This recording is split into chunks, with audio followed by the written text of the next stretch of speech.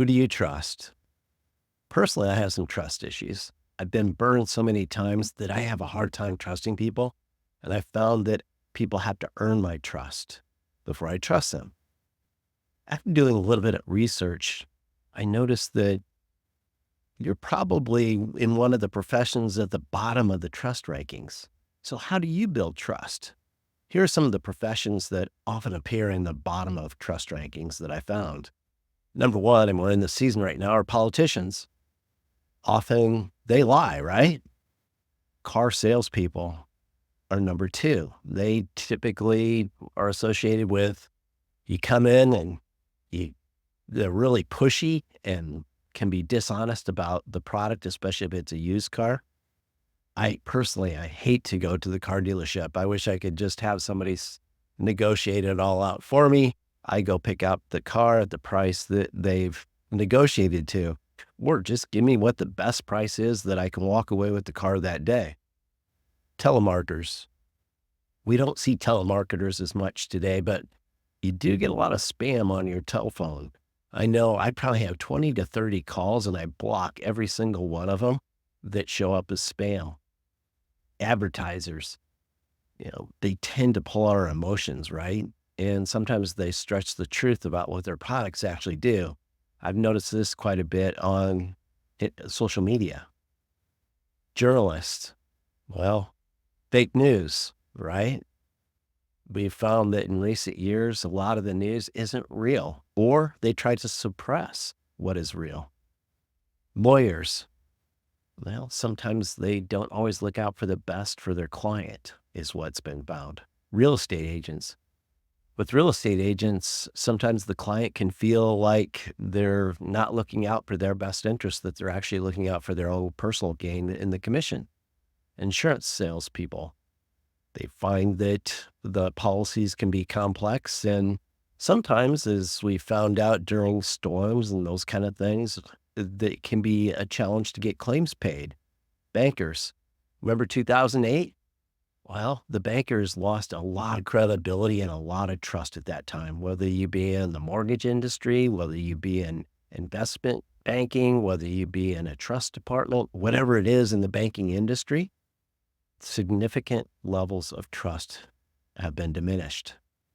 And CEOs, oftentimes it's regarded that they prioritize profits over their employees. So these are just some of the professions. There's others, but these were the ones that were ranked towards the bottom of trust. So trust is the foundation of building relationships and building a strong team. There's several critical factors in building trust. The first one is doing what you say you're going to do. People watch you, and they watch if you tell them something that you're going to do something, that you actually do it. That builds integrity for you. Another is admitting when you're wrong. Many leaders fail to take responsibility for their actions. It's far too common for them to blame somebody else or put the blame on, oh, it's the economy, or it's something else that is the cause for this, or somebody else did this. It wasn't me.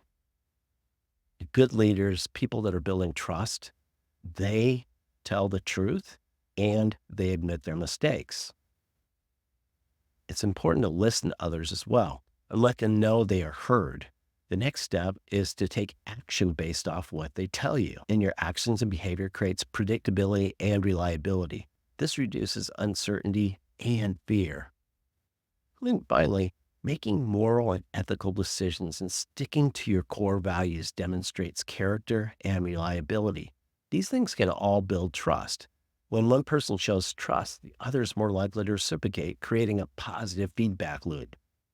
So if I've gained your trust and you've gained my trust, it creates that foundation as well for a friendship and for a relationship at work.